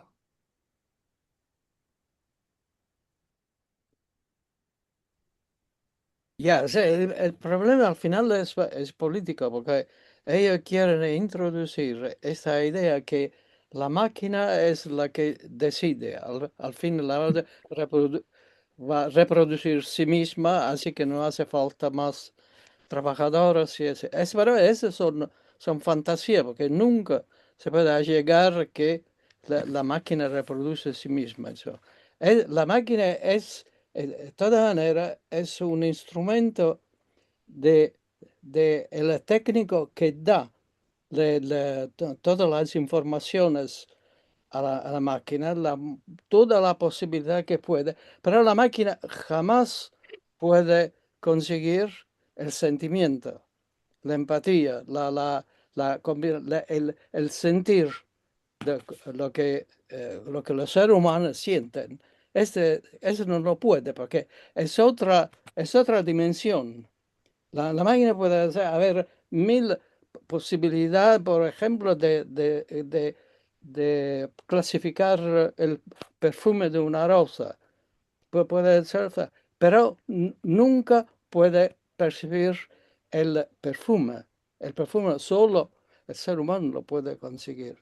Así, la diferencia es de categoría. Somos, ese ser humano tiene conciencia. Y toda la conciencia es la que a la base de los sentimientos de varios. Y esa la máquina nunca la puede conseguir. Ese es el problema. Porque recibe las informaciones y actúa en relación a la información. Así que somos nosotros que lo hacemos y no la máquina. Pero ellos ven el inverso, porque, porque eso es un problema político, porque en realidad la élite quiere hacer eso, quiere reducir el ser humano a, a un robot que clasifica la cosa así como le viene dicho, pero no, que no piensa en la cosa. Eso es lo que están intentando hacer. Pero hay reacciones. Ese es mi punto. Es que la humanidad tiene reacciones. No está aceptando esto y acabándose. Sino tiene fuerza para reaccionar. Y ese es lo que... Hay un ejemplo. Hay los drivers, los chicos que consignan pizza, comida, etcétera. Son los más explotados del mundo y los más descalificados de trabajo. Pero, y trabajan con el teléfono. Pero al final, su teléfono ha servido para comunicar con todos los otros colegas que hacen lo mismo. Al final han organizado lucha para su derecho. Es decir, la máquina sí es corruptora, pero también se puede usar para resolver los propios problemas, para emanciparse. Sí, sí, bueno. Bueno, pero vamos a ver Perdón. si nos fijamos lo que dice el texto, lo que dice, cuando dice que lo que importa es lo que se produce, no se refiere a los productos del ser humano, sino al hecho, porque en ese sentido, diríamos, también la forma en que se produce, el tipo de tecnología que se utiliza puede ser más o menos flexible, adaptada, alienante o no. No, no, no.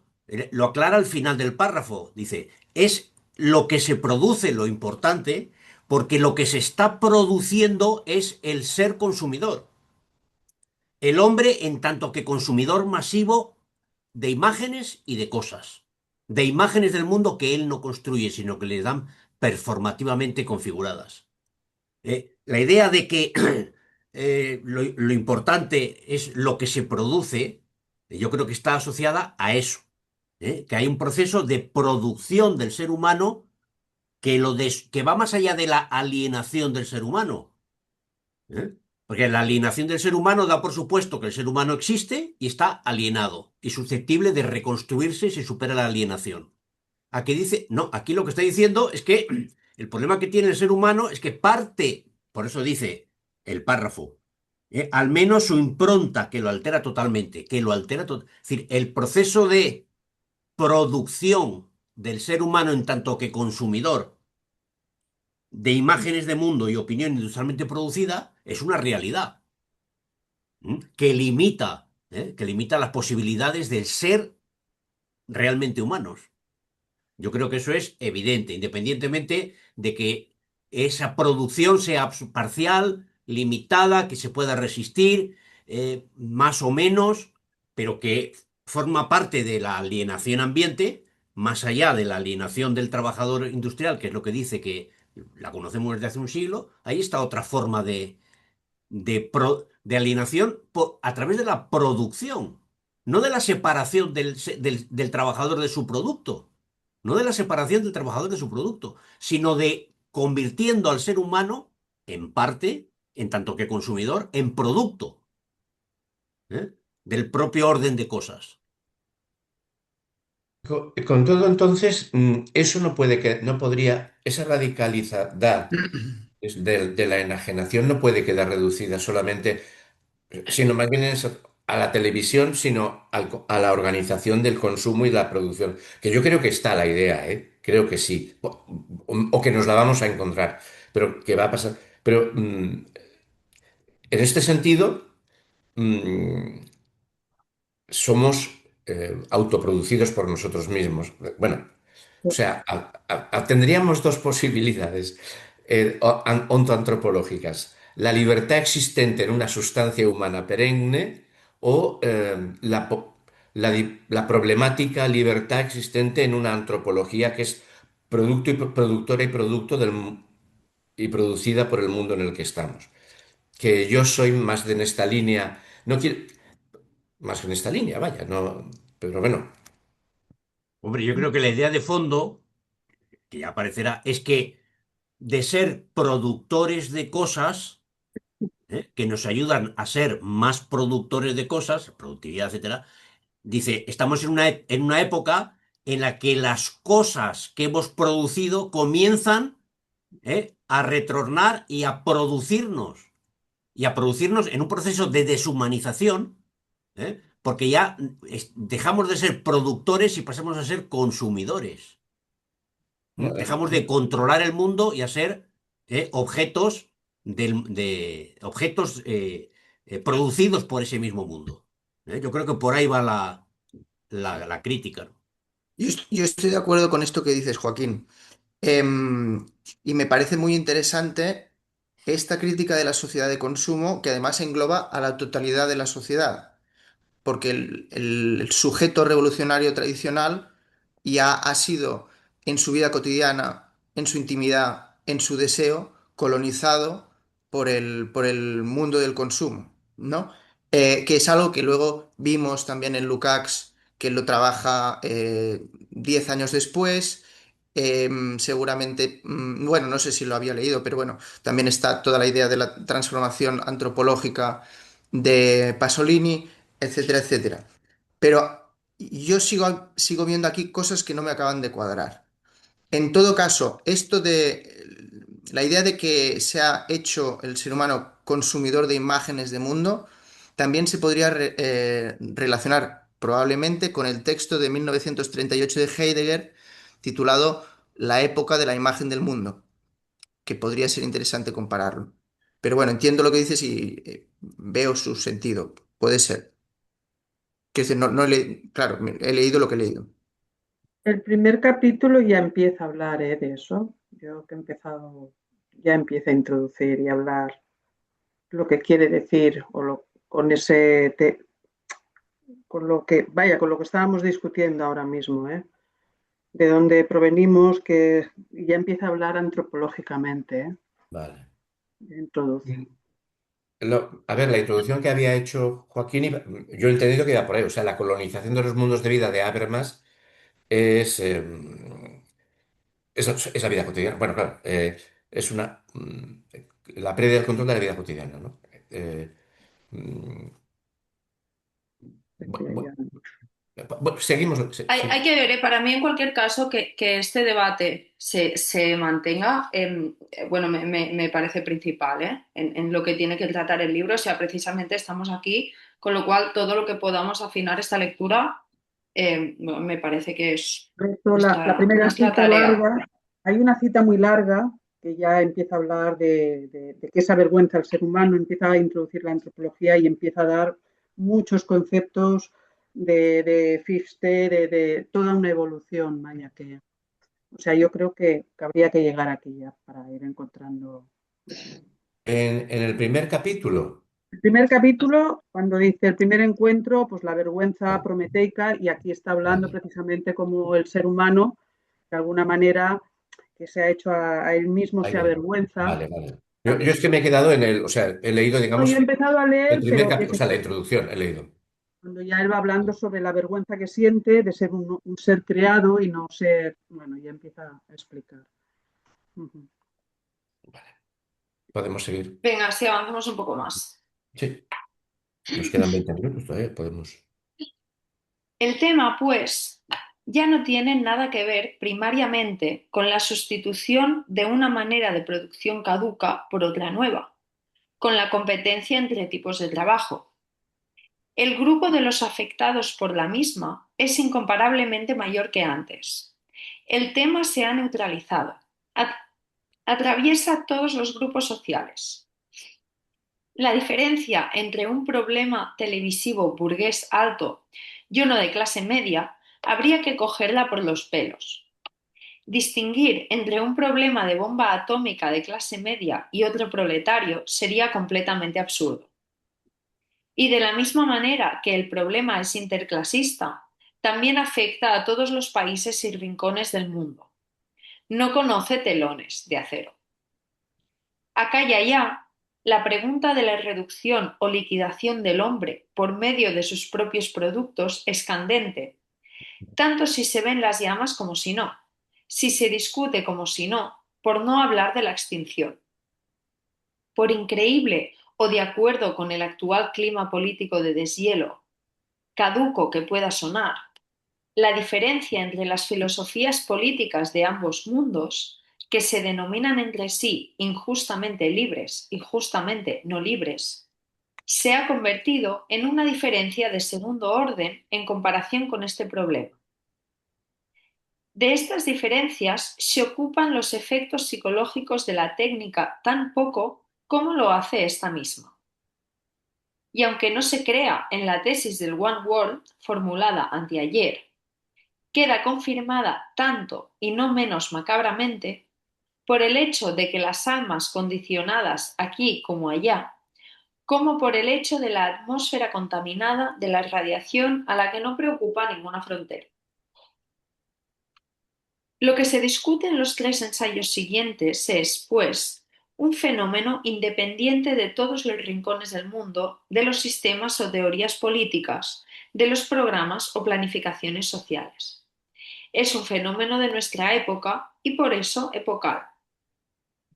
No se cuestiona lo que hace Washington o Moscú con la técnica, sino lo que la técnica ha hecho, hace o hará con nosotros, incluso antes de que podamos hacer algo con ella. La técnica es nuestro destino en el mismo sentido que la política, como afirmó Napoleón hace 150 años, y la economía, según dijo Marx hace 100.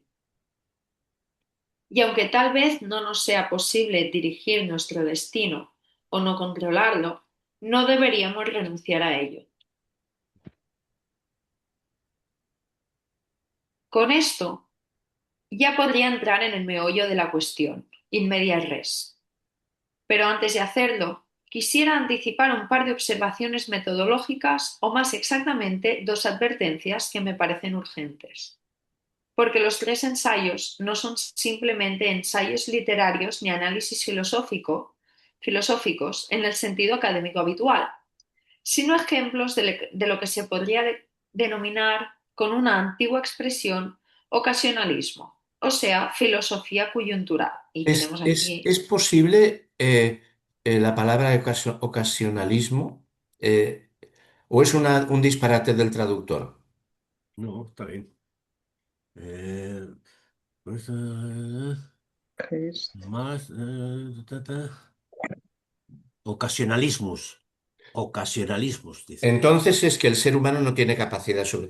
Es el término para la teología de Malebranche. El ocasionalismo es el término para la teología de Malebranche. El ser humano es un instrumento de Dios y no domina su acción, sino que es, o sea, es esto, ¿no? Entonces, claro, yo busqué quién era el traductor, pensé, ha metido la pata, pero resulta que el traductor es un teólogo y doctorado por la Gregoriana. Dice, pues, tiene que ser una metedura de pata.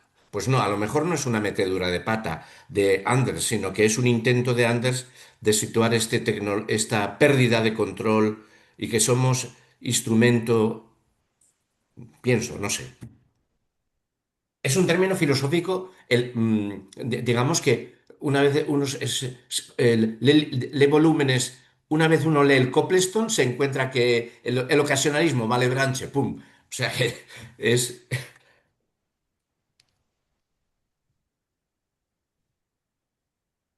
em, pues eso, el ocasionalismo, o sea, filosofía coyuntural, y tenemos el palabrejo alemán. Con esto me refiero a algo que, a primera vista, tiene que aparecer como un absurdo, como un híbrido cruce de metafísica y periodismo, una manera de filosofar que tiene por objeto la situación actual, o sea, los elementos característicos de nuestro mundo actual. Pero no solo como objeto, pues lo que pone en marcha realmente ese filosofar es el carácter opaco e inquietante de esos mismos elementos. A partir del carácter híbrido de este intento se produce un inhabitual estilo de exposición. Lo que sorprenderá al lector, y seguramente le resultará molesto, es el constante cambio de perspectiva que se le impone. El cambio entre, dicho en palabras de Leibniz, vérités de fait y vérités de raison. Es decir, el hecho de que el lector, a partir de la discusión de los fenómenos más actuales, de las ocasiones, Pues no. una Bueno, perdón, nada, nada. una y otra vez y de la manera más imprevista, se vea metido en la discusión de problemas que, puesto que son problemas filosóficos fundamentales, no parecen tener nada que ver con los temas ocasionales. Así, por ejemplo, con la lectura de la primera composición, que trata de una nueva forma de vergüenza, la vergüenza del hombre frente a sus aparatos humillantemente perfectos, de repente se verá metido en prolijas discusiones metafísicas sobre la no identidad del hombre consigo mismo. Bueno, Cuando ha sido posible, he relegado esas discusiones a las notas, que de esa manera no solo han resultado bastante voluminosas, sino que en gran parte contienen ideas de fondo en vez de anotaciones marginales y observaciones básicas en lugar de suplementos. Pero hacerlo así, como regla general, no habría sido lícito, pues las investigaciones exigen ser filosóficas y la relegación de lo filosófico a pie de página habría representado un desplazamiento de acento, que habría desembocado en una deformación de la verdad. Si los tres ensayos solo fueran monografías de un único ámbito científico, el lector tendría razón en sentirse disgustado por las divagaciones inesperadas. Sin embargo, en filosofía, divagación no significa lo mismo que en cada una de las ciencias o en la vida cotidiana. Para los rigoristas filosóficos significa incluso lo contrario. Para ilustrar lo que queremos decir, damos la palabra a uno de estos rigoristas, es decir, a un hombre que rechace radicalmente el tipo de filosofía coyuntural que aquí intentamos. Si tú, argumenta este, tienes la pretensión de filosofar realmente, ya no puedes tomar en consideración los problemas especiales o cotidianos, de la misma manera que los creyentes no pueden tomar en consideración cualquier cosa creada, creata, o los ontólogos esto o aquello que es solamente óntico. La filosofía no conoce ninguna carta variable de menú. Para ella no existen ni períodos ni periódicos, y las monografías filosóficas son contradicciones sin adyecto. Cualquier atención a un tema particular o cotidiano es divagación. Al limitarte a lo singular o coyuntural, renuncias a lo universal, reniegas del fundamento, enmascaras el todo o como quieras llamar al objeto de la filosofía y pierdes tu pretensión de hacer filosofía. Una ¿A pregunta quién se es... refiere? Ah, eso iba a preguntar. Perdón, perdón. ¿A quién se refiere? ¿Quién es el rigorista este a quien está citando? Yo creo que es un rigorista tipo que va en contra, pues por ejemplo, de lo que había escrito Hart, o sea, de todas esas filosofías de principios del siglo XX que comienzan a fundamentarse en la vida cotidiana. Que la ontología se fundamenta en la vida cotidiana, no en o sea, pues, bueno, nosotros hemos visto el Lukács de la ontología del ser social, que el rumano decía, y descubrimos que de repente que es la vida cotidiana de la que parte.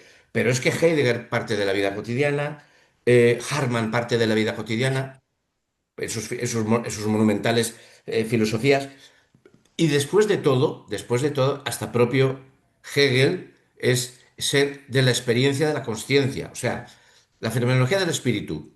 mm, ¿Cómo es el subtítulo? Eh, Experiencia de la consciencia, no me acuerdo el título. Y, y si nos acordamos de la Disputatio 19, eh, donde Suárez fundamenta que el ser humano es causa libre, productor de sí mismo, dice, la prueba es que somos libres. Y dice, ¿y cómo se prueba la libertad? Dice, pues por la experiencia que tenemos de la libertad. O sea, claro, no tiene concepto de vida cotidiana, ¿eh? Pero digamos que un señor de principios del 17 ya ha colocado eh, la fundamentación de todo esto. Y esto sería, pues yo qué sé, pues cualquier ontólogo de... Pero quiero decir que para esta época las grandes filosofías, todas las grandes filosofías del siglo XX, están partiendo de la vida cotidiana. Bueno, bueno, las grandes, a lo mejor esto es un desprecio a otras filosofías.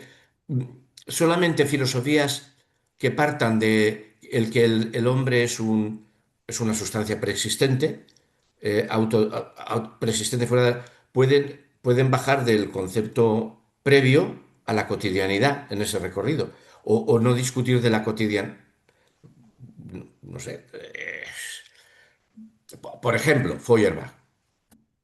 Que podría ser que sea a los que rechazan porque él hace mucha alusión a Fichte, dice la famosa ausencia de la filosofía de la Sí, naturaleza en Fichte. Fichte, Es que, Fichte, ya os lo digo, Fichte. la primera cita que hace en el primer capítulo, ahí empieza él a situar más. Pues puede ser Fichte, porque Está Fichte lo hablando escribe. sobre que el ser humano no acepta que él es un ser creado y empieza a hablar, pues se había permitido que era un ser creado por Dios, pero Vale. estamos en el auto Bueno, self-made. Fichte es Por un eso digo, sujeto que es un kantiano y coge el mini sujeto trascendental kantiano, lo reduce todavía más, le quita el espacio, el tiempo, o sea, todas las apercepciones, pero hay un yo, hay metahistórico, ahistórico, que entra en la historia mediante la praxis, se desdobla, se objetiva en la praxis, tiene un proyecto, un resultado que siempre es inferior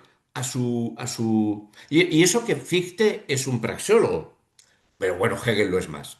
Y cualquiera de los de la tradición, bueno, Mira, dice, una variante posterior de Fichte es Heidegger, así, aquí ya va introduciendo. No es una Bueno, variante. bueno, en lo que él introduce en la Vale, vale, Fichte. bueno. Pero puede ser ficte. Eso es un Aquí ya está dando, ¿vale? Sí, sí. es el kantismo. Es el cartesianismo, que es cuando se rompe, por primera vez en la historia se rompe el sujeto-objeto. Esto viene dicho en algún texto de bueno, ciencia de la lógica, por Hegel, que dice, la ruptura del sujeto, la escisión sujeto-objeto es la modernidad. Pero la modernidad para él es Descartes, es Kant, y todo se convierte y las filosofías se convierten en filosofías de cómo se conoce. Si el sujeto está fuera del objeto, vaya drama, ¿cómo conocemos? Para toda la escolástica eso nunca ha sido problema. Además, para toda la escolástica el asunto es la praxeología, cómo producimos, cómo produce el mundo Dios, cómo lo producimos nosotros. Esa es Es la clasicidad grecolatina, son praxeologías. Producimos, bueno, en fin, ética nicomaquia, política, ay, yo qué sé, bueno, esto.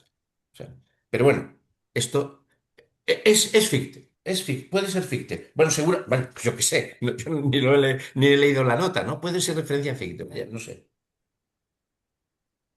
Fichte es muy bonito, ¿eh? Muy cálido. Es un filósofo muy bonito y de obras muy pequeñitas, que se agradece mucho, mucho. Sigo un poco, ¿eh? Sí. Que tenemos aún un ratito. Y añade de inmediato este rigorista. Pues trata de anticiparse a la quisquillosa pregunta sobre dónde puede situarse el filosofar y en qué consiste su quehacer, si todo objeto concreto le resulta indigno. Si usamos la palabra filosofar, ya hemos salido de la ontología, del ontologismo de su crítico, porque el filosofar es praxeológico, es experiencial, no es filosofía, sino filosofar, a pesar de que sea muy kantiano, porque la palabra es kantiana, ¿no? No hacemos filosofía, sino filosofar. Pero bueno, perdón, estoy No, no, está bien, está bien. En tu ensayo sobre radio y televisión, has interpolado observaciones fundamentales sobre la esencia de la imagen. ¿En qué consiste tu divagación?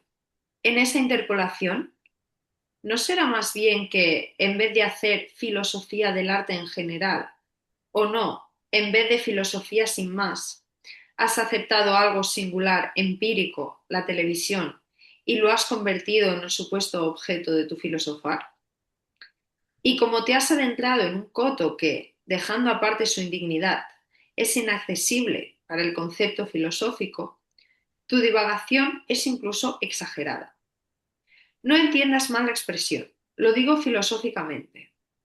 Lo que tú has exagerado, o sea, has estirado demasiado, es precisamente el nexo que, anclado en la universalidad del concepto, puede ser más o menos elástico, pero su elasticidad no es ilimitada y no se puede estirar violentamente tanto que su cabo suelto pueda ponerse en contacto finalmente con cualquier fenómeno individual contingente.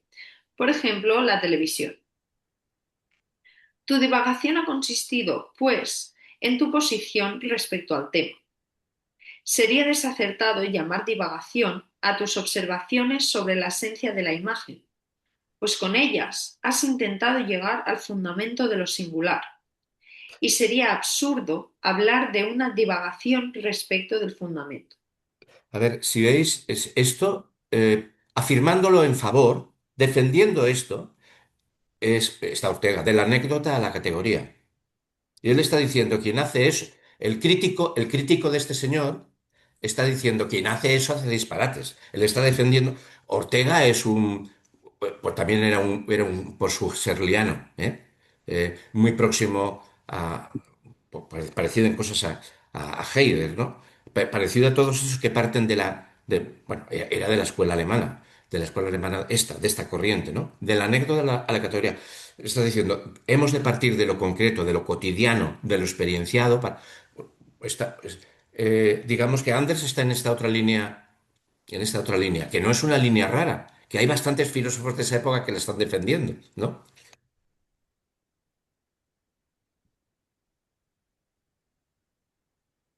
De todas formas, yo sigo necesitando más, porque una cosa es partir de la anécdota y otra partir de lo empírico. O No, de... No, quiero decir, sí, no es lo sí. mismo. No. Supongo que Anders evidentemente irá por otro lado, pero a mí me sigue produciendo dudas.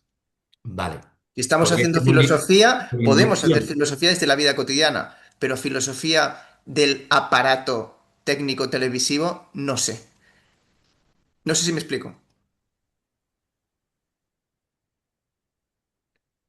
No Explica un me poco. explico. Quiero decir que está hablando de cuestiones como el aparato técnico de la televisión o incluso la imagen en contraposición con el texto, ¿no? Y dice que la imagen, por ser imagen, filosóficamente no puede ser comprendido en el mismo nivel que el texto. Mm. O sea que vale, ¿no? Podríamos decirlo, pero ¿implica la imagen filosóficamente o explica la imagen por sí sola algo de nuestro mundo que tenga que dirigirnos hacia un lugar y no hacia otro?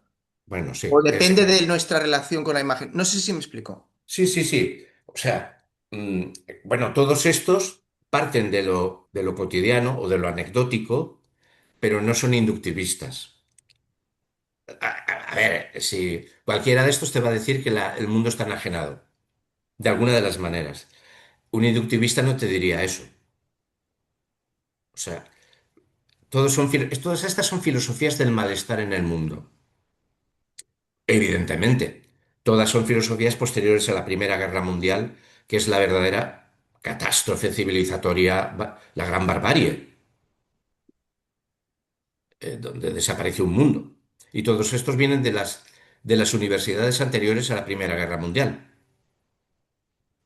de ese mundo. ¿Cómo se llama aquel?